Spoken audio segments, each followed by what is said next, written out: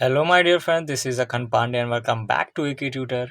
पिछले वीडियो में हमने देखा था एक्टिव एंड पैसिव एलिमेंट्स क्या होते हैं और उनके एग्जांपल्स भी देखे थे कि कौन कौन से हमारे एलिमेंट्स एक्टिव होते हैं और कौन से पैसिव एलिमेंट्स होते हैं हमारे इलेक्ट्रिकल सर्किट में। आप इनके यूज़ देखेंगे, एप्लीकेशंस देखेंगे मशीन्स के अंदर जो हमारी वाइंडिंग्स होती हैं, वहाँ पर भी आप स्टार डेल्टा देखेंगे। एग्ज़ाम के पॉइंट ऑफ व्यू से भी काफ़ी इंपॉर्टेंट है, आपके सेमेस्टर एग्जाम्स में ये पूछा जाता है। तो इसका पूरा डेरिवेशन होता है और वैसे एज इट इज़ पूरा डेरिवेशन आपके एग्ज़ाम में आ जाता है। तो हम देखते हैं पहले तो कि स्टार और डेल्टा कनेक्शंस होते क्या हैं। सबसे पहले यहाँ पर आप देखिए, आपके सामने बना हुआ है स्टार कनेक्शन। स्टार का जो सिंबल है वो इस तरीके से होता है, जिसे हम वाई कनेक्शन भी कभी कभी बोलते हैं, और सिंबल हमारा वाई ही होता है स्टार का।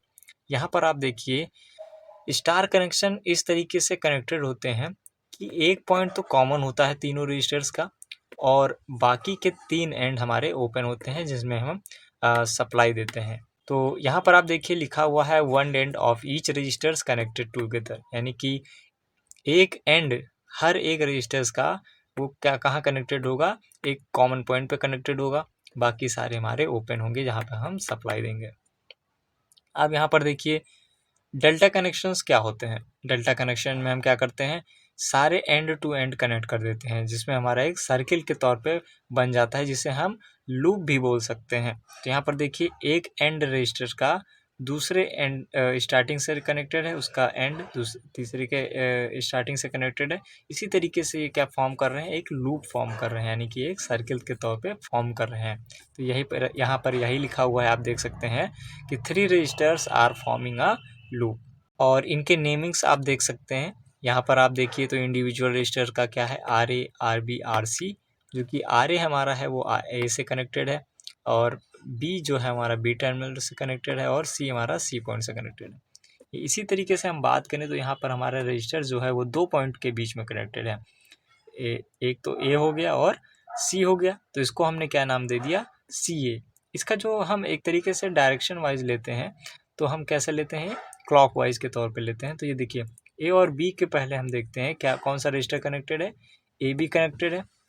क्यों? क्योंकि 2 पॉइंट्स हमारे कौन से हैं, ए और बी हैं, तो इसका हमने नाम दे दिया आर ए बी दे दिया।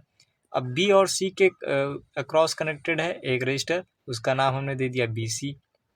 और तीसरा जो कनेक्टेड है वो इस डायरेक्शन में अगर हम देखें तो सी और ए के बीच में कनेक्टेड है, तो इसका हमने नाम दे दिया आर सी ए। ठीक, अब हम पढ़ते हैं, ये तो हमने जान लिया स्टार और डेल्टा कनेक्शन क्या होता है और किस तरीके से होता है। अब हम देखते हैं कि कन्वर्जन कैसे करेंगे delta connection to star connection में। यानी कि अगर आपको कोई डेल्टा सर्किट दे दिया गया है जिसमें हमारे 3 रजिस्टर्स जो है वो लूप फॉर्म कर रहे हैं, अगर आपको उसको स्टार में कन्वर्ट करना है जिससे इस तरीके से, तो आप किस तरीके से कर पाएंगे वो आपको देखना है।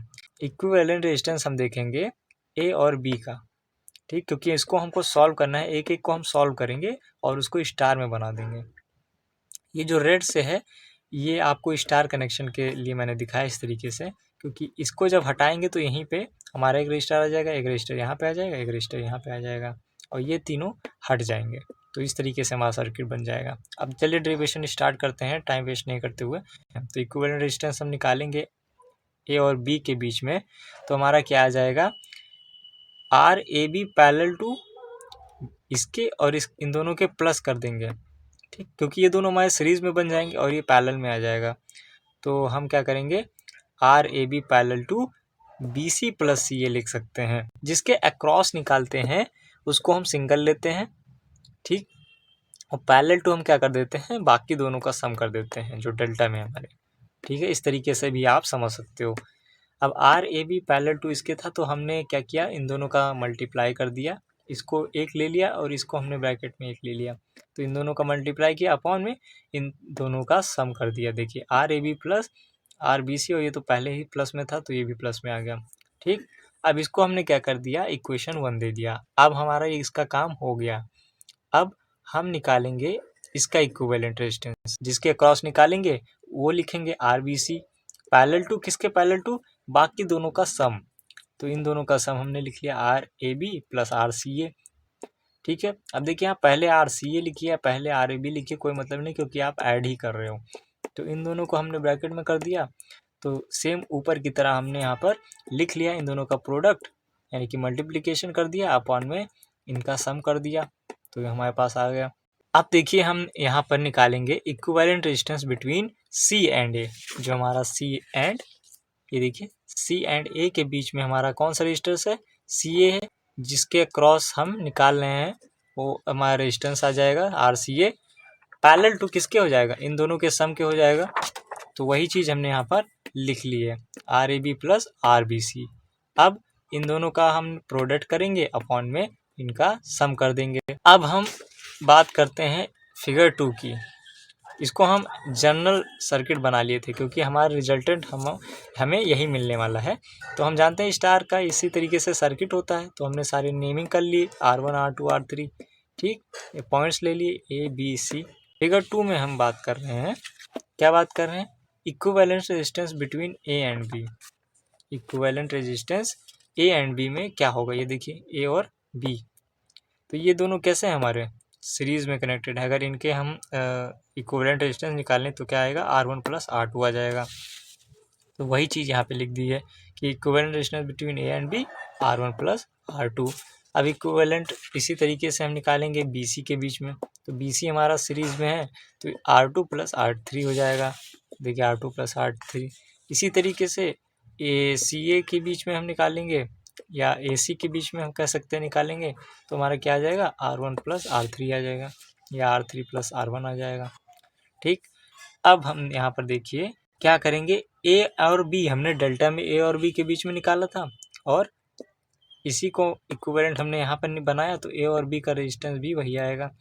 तो यहाँ पर देखिए फिगर 1 से जो हमने A और B का रेजिस्टेंस निकाला इक्विवेलेंट, उसको हम किससे इक्वेट कर देंगे, जो हमने स्टार में निकाला ये। ठीक, तो यहाँ पर देखिए आप, यहाँ पर मैं आपको दिखाता हूँ तो समझ में आएगा इस तरीके से। आप इक्विवेलेंट रेजिस्टेंस हमने निकाला था A और B के बीच में, डेल्टा का ये है और ये क्या है, स्टार का है। इन दोनों को हम इक्वेट करेंगे, ये इक्वेशन 1 है। यहाँ पर देखिए इक्वेशन 1, देखिए इक्वेट किया हमने, इस तरीके से इक्वेशन आ गया हमारे पास। अब हम इक्वेट करेंगे किसको, BC और BC, जो हमारे दो इक्वेशन बने थे। ये देखिए BC डेल्टा का और ये BC जो है हमारा स्टार का, इन दोनों को इक्वेट करेंगे, ये आ जाएगा। इसी तरीके से हम क्या करेंगे, थर्ड एंड सिक्स इक्वेशन को इक्वेट करेंगे, जो हमारा ये था थर्ड इक्वेशन और ये सिक्स्थ इक्वेशन, इसको इक्वेट करेंगे तो ये आ जाएगा। अब देखिए लास्ट में हमारे पास बचता कौन सी इक्वेशन है, ये 3 इक्वेशन बनते हैं 7 8 9। ठीक, क्योंकि अभी तक हमने जो भी इक्वेशन सॉल्व किए हैं उन्हीं की मदद से हमने ये इक्वेशंस निकाले हैं। अब आगे भी हम इनमें से यूज़ करके हम अपनी वैल्यूज़ को लाएंगे। अब देखिए सबसे पहले हमको क्या करना है, R1 की वैल्यू निकालनी है। ठीक है, तो हम क्या करेंगे, जहाँ देखेंगे R1 हम कैसे मिल पाएगा। अब देखिए R2 प्लस R3 यहाँ पे है, यहाँ पर है R1 प्लस R3, तो 7 में से 8 को हम माइनस कर देंगे। जब 7 में से 8 माइनस कर रहे हैं तो R2 तो कैंसिल हो जा रहा है, बस क्या रहा है R1 और R3 बच रहा है, यानी R1 माइनस R3, ये आ गया। ठीक है, अब ऐड हम कर रहे हैं इक्वेशंस को, कौन कौन से, 9 और 10 को। ये हमारा 10 जो आया है और इन दोनों को हम ऐड कर दें तो देखिए R3 इसमें था, R3 इसमें था, तो ये प्लस में था, ये माइनस में, कैंसिल हो गया, हमारा बचा क्या, R1 बचा। तो देखिए R1 बचा। ठीक, अब देखिए इस ब्रैकेट को भी हम ओपन कर लेंगे, ये जो मल्टीप्लाई कर देंगे इसको अंदर इन सारी चीज़ों को, तो हमारे पास मल्टीप्लाई करने के बाद इस तरीके से इक्वेशंस आ जाएंगी। अब जो जो कट रहे हैं उनको हम काट लेंगे, जैसे कि जो हमारे कॉमन्स है, BC CA वाला टर्म जो है ये कट रहा है, AB BC वाला टर्म कट रहा है, काट दिया। 2R1 हमने R1 था वहाँ पे, तो हमने इसको क्या लिख दिया, 2R1 लिख दिया।